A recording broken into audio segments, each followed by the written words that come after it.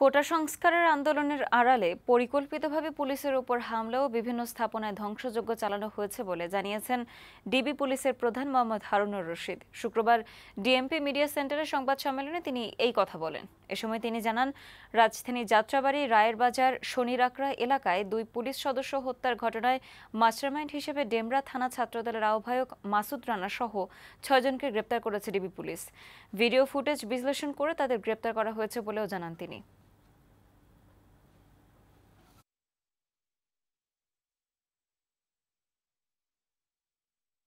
তারা মনে করেছিল পুলিশকে মনোবল ভেঙে দিয়ে পুলিশকে যদি হত্যা করতে পারে তাহলে পুলিশ হয়তো পিছিয়ে যাবে।